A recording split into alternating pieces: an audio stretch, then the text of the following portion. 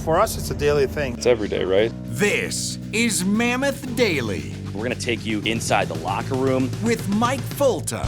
We want this show to be about the fans, and we want this show to be driven by our Utah Mammoth community. And Adrian Denny. Fans can submit what they want to hear us talk about, what they want to hear Utah weigh in on. It's all going to be here. Here's Mike and AD with you. Utahns, countrymen, lend me your ears. Right here on Mammoth Daily. Hey, everybody. Welcome to a Thursday edition after a win. Mammoth 5-2 over Buffalo, 5 unanswered, now 5-1 at Delta Center. Adrian Denny with you. Mike Fulta will be along in just a few moments with Mike's morning after head coach Andre Turney changed up the lines, and it had an immediate impact as he throws JJ Peterka out there with his best line as of late, with Lawson Krause and Jack McBain. And in the first minute, the third period, it leads to a tying goal for the Mammoth. JJ Peterka against his former team, tying up the contest as you see it. For those of you on YouTube, Jack McBain won a face-off back to Sergachev, who threw it to Marino, who tried to fire one in. It got deflected away, stayed with it, got it to Peterka, who put it into the back of the net, and we were tied. 2.5 minutes later, Utah took their first lead of the night, and they would never look back, with JJ Peterka feeding Lawson Krause. Again, for those of you on YouTube, you see JJ to Krause there at that impossible angle to roof it under the bar. Utah leading the rest of the way.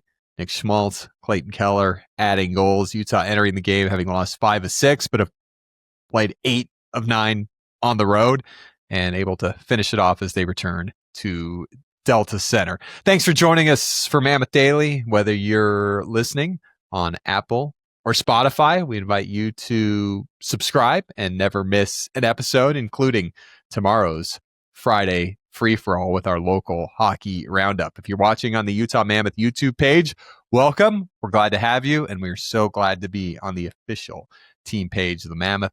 Hit that follow button, and you'll never miss me, Mike, Dom, and his Thursday expert editions. We're really glad to have you. More on this game coming up, more thoughts from me, but right now, let's get to Mike Fulta and Mike's morning after. He called a 5-2 victory on Hockey Night in Utah. All right, wrapping up here and walking out of Delta Center after a 5-2 Mammoth win over the Buffalo Sabres. It's another season sweep of Buffalo. Utah scores 5 unanswered. A lot of different things we could talk about in this game. We could talk about JJ Peterka scoring against his old team. We could talk about Nick DeSimone scoring against his childhood team. We could talk about the line changes. We could talk about all that. But we have to start with when the momentum changed to this game. And no, it wasn't the Nick DeSimone goal. Don't get it twisted. Good job, Nick. But that's not where momentum changed. Momentum changed when I went down to Toyota Club, and at the moment, I felt bad about this, but I took the last tray of buffalo wings. Toyota Club, they always try to serve food that's like somewhat based on the opposition. So like when Chicago comes in, they have hot dogs. With a New York team, it's New York style pizza. They had buffalo wings with the Sabres in town. And I took the last 2 buffalo wings. I felt bad because I'm a team employee, but I needed to change the momentum. And the wings looked good. And what do you know? Whoop, there goes the puck. And I dipped those buffalo wings in the most unholiest of sauces in Western New York. I don't use blue cheese as they do in Buffalo at the Great Spots Bar Bill or Gabriel's Gate. No, I dipped my wing in ranch. It was an act of protest. It was a moment of heresy, of lunacy if you're in Buffalo. But I dipped it in ranch. I posted the video. I took a bite. I said, here comes some Utah momentum, and boom, 2 goals out of the chute in the first 3.5 minutes. So you're welcome, Utah. You're welcome for that. So that, my chicken wing was the momentum. But Andre Tourney laying into his team in the second period and then presumably in the second intermission. And Lawson Krause talked to us as he was walking off the ice on the radio side. He was telling us, I'm not gonna share exactly what Bear said to us. We don't expect Lawson to tell us that, but Lawson conveyed to us that they weren't playing well enough. So Bear gets on the boys, changes up the lines, and I think that takes a lot for a coach to do because the line he changed had been Utah's best for a while. It was the third line with Krause, McBain, and Carcone, and Karks had been really good on that line. But Bear knew something needed to change, so he moves Carcone around to play with Gunther and Hayden, and the Peterka, McBain, Krause line then goes out and scores 2 goals. Boom, boom. And how do they do it? They do it by getting pucks in deep. They do it by getting to work in the corners. Peterka was a part of that, absolutely. And then Krause and Peterka make 2 really skilled plays to finish off those opportunities. So a ton of credit to the coaching staff, but a ton of credit for the team for responding as well and batting down the hatches in the third period. Hello, Red Line.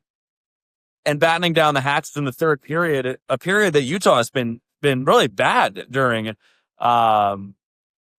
this last 6 game stretch where they struggled. Utah had been, I think they had outscored 11-3 in third periods over the last 6 games when Utah had lost 5 of those 6. But then I'm going to jaywalk here. So let me know if there's a car coming.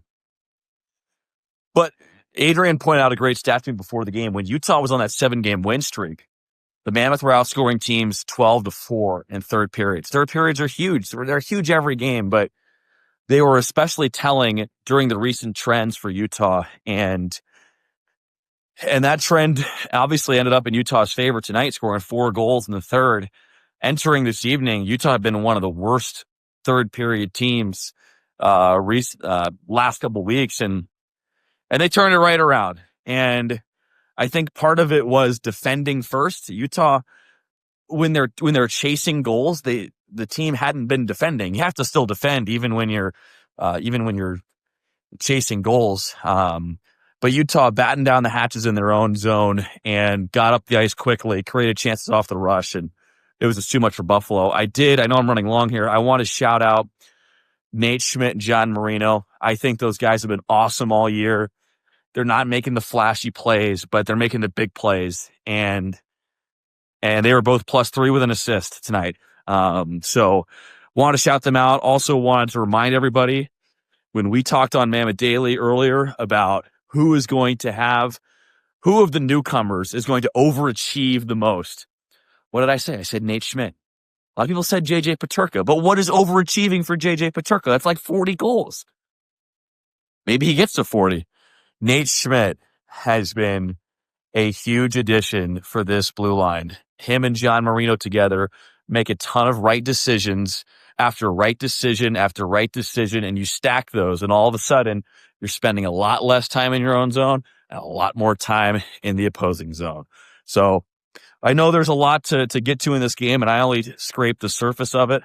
Didn't even really talk about Peterka against his old team, but it was a quality win for Utah at home, one that I think they needed. I really do. I think they needed it. And now the test is, can you beat somebody besides Buffalo?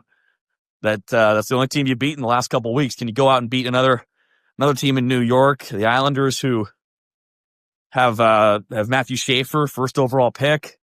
He's been playing really well. He's the real deal. The Islanders have been feisty to start the year when everybody thought they'd be terrible. But like a lot of other teams in the Eastern Conference, they're right in the mix. So big game Friday night. We'll see everybody at Delta Centers. Always come by, say hi, Section 7. But I don't know why I'm out of breath just walking along the street. Jeez, this is tough. Maybe it's time to wrap this thing up. But if you ever need to change momentum, just get some food at Delta Center, grab a wing, grab some pizza, grab something if you're watching at home, listening at home, and smite the other team. If you're playing a New York team, it's eating Chicago style pizza instead of New York style pizza. If you're playing a Chicago team, it's putting ketchup on your hot dog. That's a sin out there. I gotta run. I'm gonna get run over. All right, time for me to go. I'll let Adrian take it from here. Mike did make it safely across the road. We can definitely verify that. So in a span of less than 2 weeks, we go from Mike driving to the airport and yielding for some pedestrians who weren't as urgent as the traveling Mike Folta would have liked, to Mike Folta openly jaywalking, but doing it safely, we promise, on Mammoth Daily. Hey, who's hungry right now? Buffalo wings with ranch? I'd love some. Makes me hungry for a triple dipper at Chili's with the Southwestern egg rolls, big mouth bites, and some wings, or some of those new hot matzo sticks, or half price apps at Applebee's. Oh, I'm so hungry, and it is not a cheat day. But thankfully for Mike Folta, it was a cheat day, and he was able to put those wings down with the ranch, and the Mammoth took it from there. Bear changed up the lines, and Utah rolling on to victory. I've had some food momentum changers myself. In fact, on Wednesday night, I went down to the Toyota Club right as the third period started. Got a refill on the Coke Zero with a splash of Coke and a little cup of Reese's Pieces with a couple M&Ms mixed into it, and hear the goal horn. Missed the JJ Peterka goal. Third time this year I've gone down for a little snacky snack in the Toyota Club and missed a big third period goal. Kyler Yamamoto at the last home game, I was down getting a little bitey bite and missed that. Missed Nick Schmaltz's third period hat trick against San Jose. So Mike, I'd like some of the credit for all of that too, but glad you took one for the team and got the Mammoth rolling there. Talked to Lawson Krause after the game on Hockey Night in Utah on the radio, and he told us they went out for the third period and had no idea lines were changing until Bear shouted out, Krause, McBain, JJ. And they're like, okay, let's go. And they did. First minute of the period, 2.5 later, and you're starting to see Lawson Krause get back to that 20 goal a year pace that he had for 3 straight years before last season. But how about that just created third line? And Andre Turney saying after the game, he'll have to sleep on it. See if he's going to keep things as was to finish the game. But if he does Utah now have 3 of the top lines in the NHL? Because McBain and Krause have been dominating their opposition, with Michael Carcone, who had a great game on Wednesday as well. He's now got 3 points in 4 games. Krause has 3 goals in his last 4 games. And those guys are playing great with Jack McBain. Put Peterka on there. So you put a guy like JJ with a 5-game scoring drought on with your top line as of late, that's been out-chancing, out-shooting, out-hitting, winning more face-offs than the opposition. And then you had Carcone to one of your top 6. Does that give you 3 top lines? Because as we started November, Utah had the 2 top lines in the NHL. Now do we have 3, putting JJ down with McBain and Lawson Krause? That was instant success there. Like, we assumed that it was something covered in the locker room during the second intermission. No, guys took the ice, were on the bench, and Bears right there. Krauser, Boehner, JJ. Guys hopped over and got the comeback started and the comeback completed. There might not be anything on earth more chaotic than a bench during a hockey game. Guys are changing every 45 seconds-ish. Coaches are standing back and calling stuff out. See the guys scooting down as they get closer to their turn. There's a lot of moving pieces on the bench for a hockey team. And you'd be surprised of all the stuff the coaches don't see during games because they're busy talking to their forward or talking to their D or taking a note or watching something real quick on the iPad or in communication with the video coach. There's a lot of chaos, a lot of moving pieces there. If you want to watch the game, probably want to be more towards the GM's booth with Bill Armstrong and President of Hockey Operations Chris Armstrong, where they've got the view up. Down on the bench, you're low, you can't see great, and there's a lot of stuff going on that everybody there is managing. Bear also saying after the game, Dmitry Simashev did not see a lot of ice time in that third period especially. Said coach's decision, that's it, not an injury or anything, but 20 years old, like you're going to have games. I didn't notice anything particular that Dmitry did or didn't do watching it in real time, but just a note there. But he's 20, and if he's not in a groove, not rolling, we've talked about it. We're not developing players in the NHL at this stage to become a playoff team, and better for Dmitry, better for the team, just to take a little bit of a break. The Mammoth schedule right now has been pretty difficult.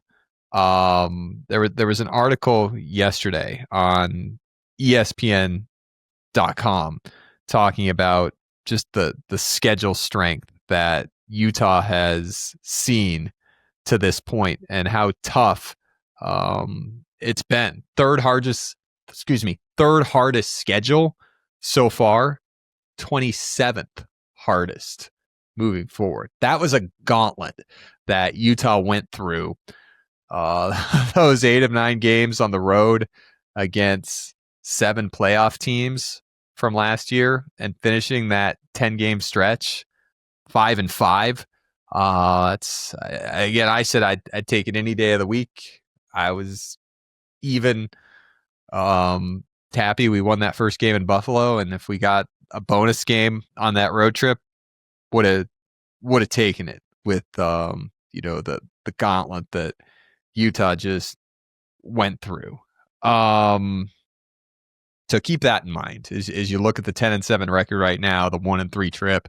Third hardest strength of schedule in the National Hockey League to this point, and 27th hardest. But Buffalo, worst team in the Eastern Conference, they're much improved. You can thank Josh Stone and Michael Kesselring for that. They've added a spark to that Buffalo roster. But I think it just goes to show you outshot the Sabres by 18. Last night, down 2-0, down 2-1 in the third, have to really push forward. Outshot them by 17 last week, have to win the game in overtime. Yeah, there's nothing easy about playing NHL teams. And I thought all the credit to Buffalo. They're a tough team to play against. They play hard. They're good defensively.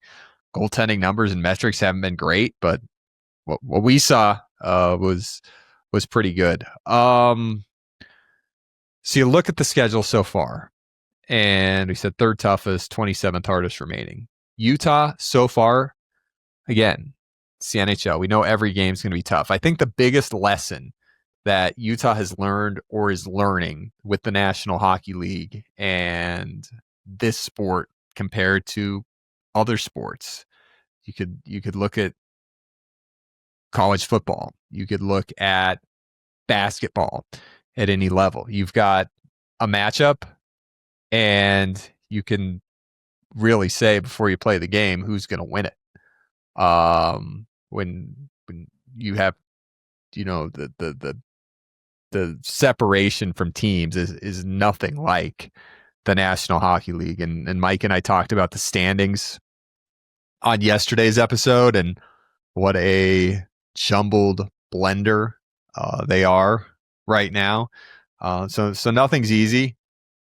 You just have to bring it every night. And, as far as energy goes with Utah, I think they expend the most energy when they're playing their most inefficient hockey, which is straying from who they are. And that's a fast team. That's a skilled team. That's a team that can have success being simple.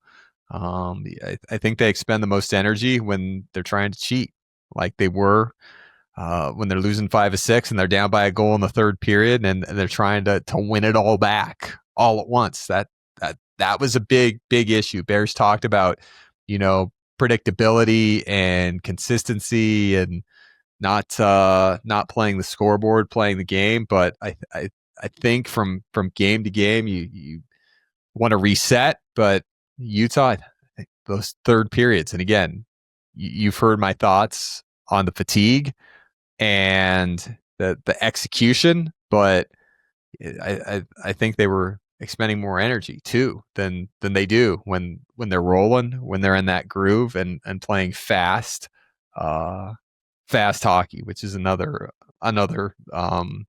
quirky thing about the game of hockey. So I think that about unpacks it. But as I said, final note on the schedule: Utah 6-1 this year against teams that did not make the playoffs last year. Nashville, Calgary, San Jose, Boston, Buffalo.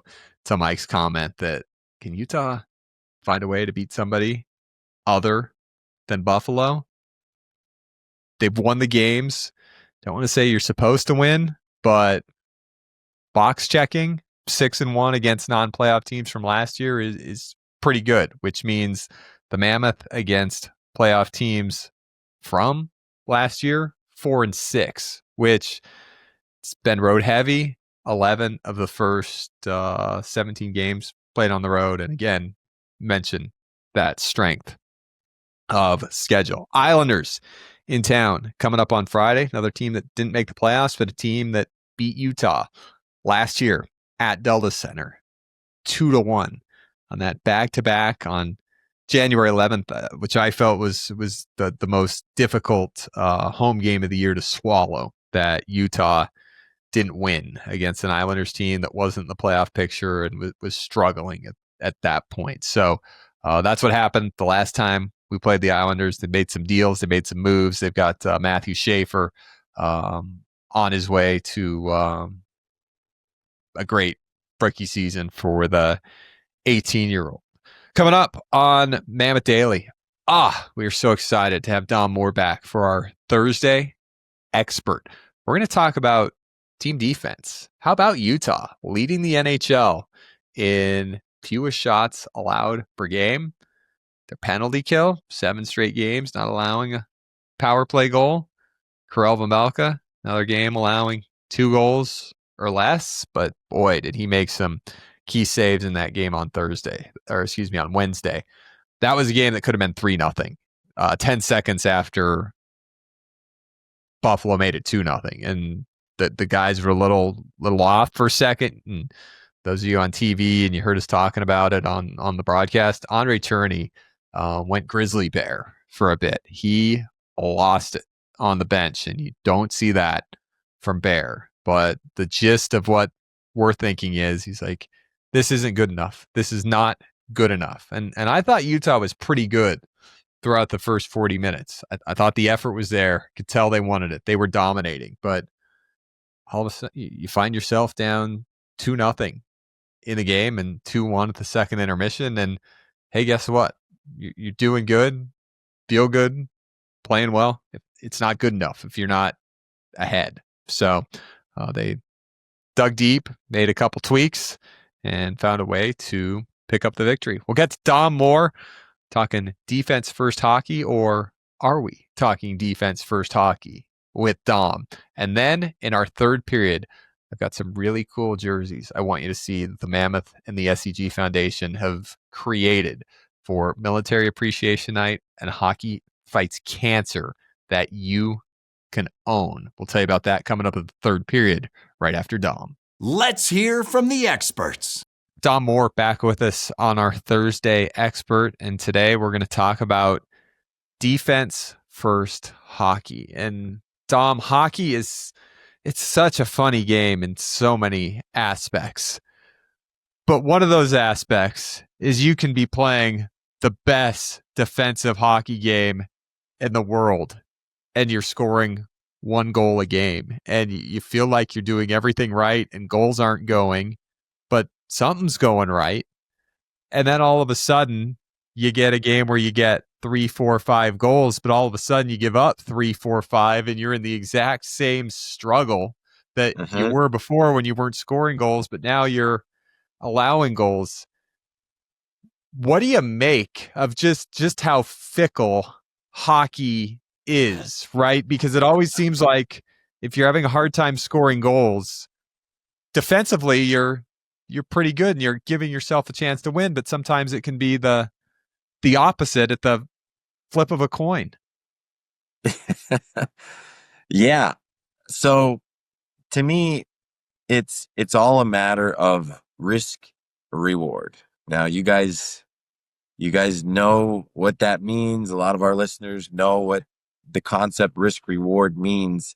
In hockey, it takes on a whole new level of importance when you understand that every decision and every play within a hockey game for a player is a calculus that goes on in their head about what is the relative risk of this next play I'm about to make and what is the expected reward. And a lot of times, particularly young players, they don't have that dialed in. And they make up lots of plays. You'll see it in preseason. You'll see it in the regular season from players, and they don't have to be young. But players that they make a play and the chances of it working in their team's favor were extremely low. And then it works, great. When it doesn't, it's going back the other way and in your net. So I don't know if it's always a case that the right play is the safe play, because I don't believe that either. I think to me, the best style of hockey is an aggressive style, but a style that is, you understand the risk reward of each decision you make. And to me, it took a long time to get that honed in because it's a really fine line. Because there's the old expression in hockey, safe is death. If you play too safely, that will backfire in a major way. And if you play too aggressively, that also will backfire in a big way. So there's this fine line that you're always trying to figure out where it is individually and collectively as a team. And I think Utah has struggled with that at times. I think at the beginning of last season, they were playing high risk, high reward out of the gate. And it was good at times and very bad at times. And then they buckled down and said, we want to play really good defense. And we want to shore that up and focus on defense. And they played really good defense, but couldn't score any goals. So then they said, okay, we want to keep the defense, but we want to play really strong offensive game. And so that's the process, right? It's the natural process of how it goes. I think this season, Utah has started ahead of where they were last season in terms of they've established a strong defensive presence out of the gate. But scoring goals is still kind of the work in progress early in the season. So they're trying to find that line. And, it's not easy to find. It's you can watch a lot of video, but every play is unique in a game. And there's an understanding that happens where you still have the freedom and creativity to make plays when you've got players like Clayton Keller and Nick Schmaltz and Logan Cooley, talented, skilled players that you want to allow the flexibility to do what they do best, which is be playmakers, but also have the discipline that a winning team has to have. Are Logan Cooley and Dylan Guenther and JJ Peterka, for that matter, the three playing on a line, are they better defensively than people give them credit for? I think that they are, and I think that they want to be. And again, getting back to something I've talked about before, which is Andre Tourigny has an incredible amount of faith in Dylan Guenther and Logan Cooley in terms of their defensive side of the game. He believes that if they want to be the best defensively, they absolutely can be, and at times are. Um, for me, a big part of it comes down to number one, the willingness. You got to want to be good defensively, which I know that Logan Cooley and Dylan Guenther have expressed that.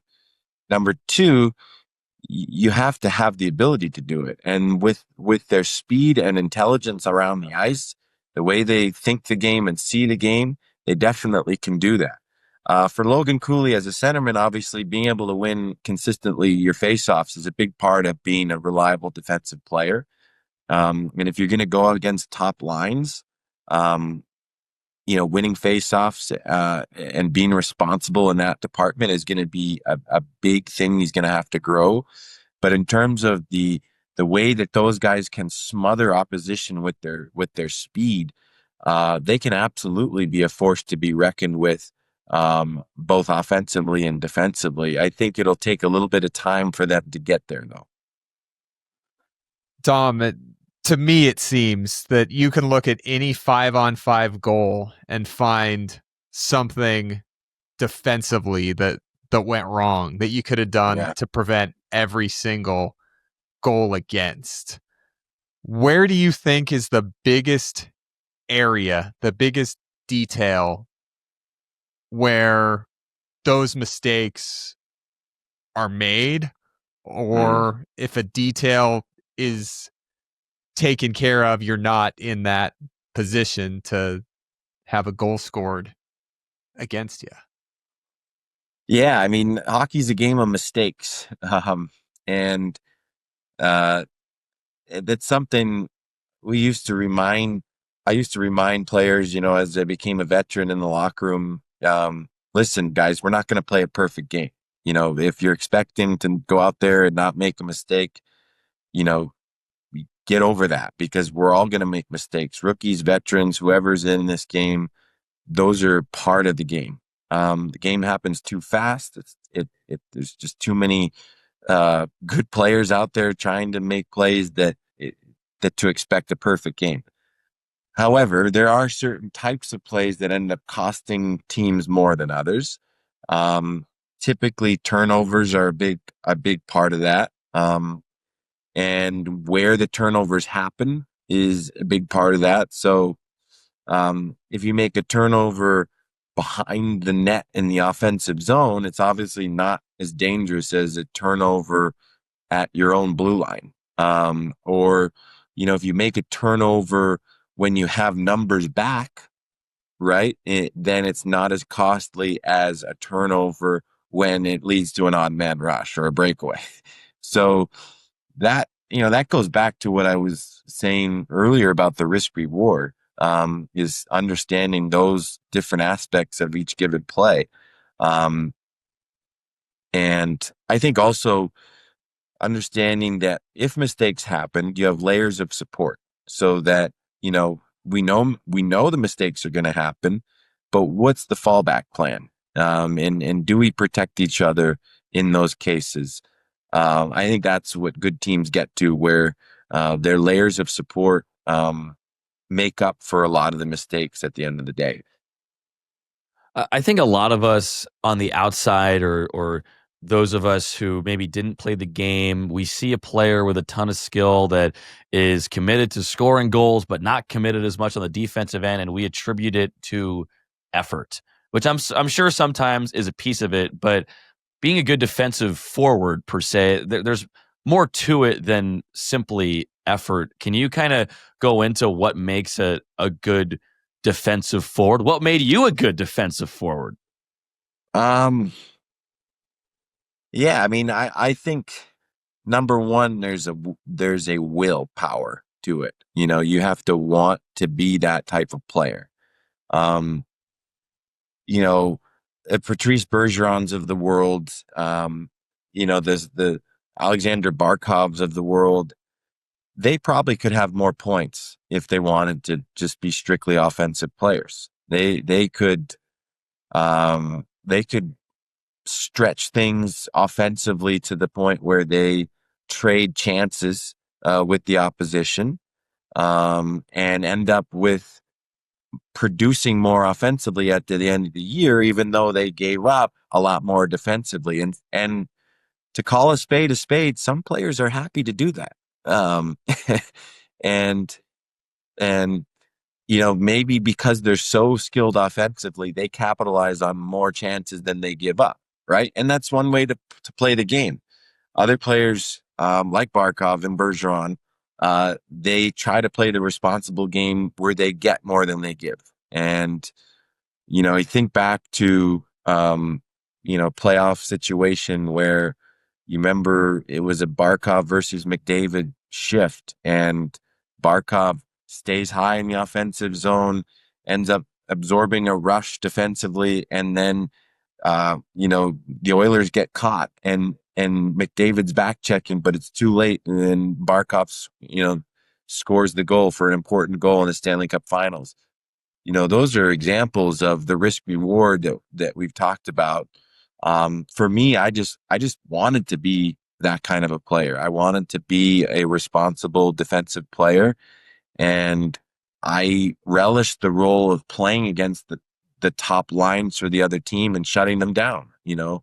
Sidney Crosby, greatest player on earth. I was fortunate to be his teammate for a time in Pittsburgh. But for several years in a row, it was my job to shut him down. And I loved every minute of that responsibility. So there is a lot of it is effort then, you're saying. But is there a mentality aspect too, where you have to kind of relish that part of the game as opposed to scoring the highlight reel goal? Well, I think it's a willingness to want to be that type of player, but then there's also a high level of understanding that you have to have in terms of how to play that game. I think there's lots of players that would want to be good defensive players just as much as there's lots of players that want to be good offensive players that aren't, because they don't understand the game or read the game well enough to be that kind of a player. Dom, thanks for stopping by and talking defense with us. We embrace defense first hockey here on Mammoth Daily. So thanks for giving us some insight. I do think that defense first hockey is a misnomer, I will say, because as a player that was known for shutting down Sidney Crosby, I didn't think of myself as a defense first player, because if I just played defense, the puck would end up in my net more often than not. I don't want to play in the defensive zone. I want to be a good defensive player, you have to have an attacking mindset. So just want to correct that misnomer there. That defense first means that you're just defending, because it doesn't. You're losing 2-1 every night and feeling like you're doing a good job. I get it. Exactly. I get it. That says a lot about Mammoth Daily. Thanks, Dom. This is Mammoth Daily. That was a fun 4-part series with Dominic Moore. We'll definitely have him back throughout this 25-26 campaign for more Thursday expert stuff, efforting some other fun experts too. But I wanted to show you these jerseys the Mammoth have created. And for those of you listening on Apple and Spotify, I'll describe them. But the team has created a military appreciation themed jersey and a Hockey Fights Cancer themed jersey. Check Mammoth's social media to see how you can get involved in bidding on these. They are all signed by your favorite players, one for each player for the military appreciation and for the Hockey Fights Cancer. And the military jersey is, it's got a camouflage tone to it, but it definitely has a Utah Mammoth flair with some more deep colors. And by that, I mean, mountain blue isn't, baby blue. Salt white isn't just white, the color on, Photoshop or the print shop or what you're getting with that color number. The rock black isn't just black, right? So same thing with these military jerseys. It's camouflage, but little more to it, little more toned. It's a very beautiful military appreciation night jersey.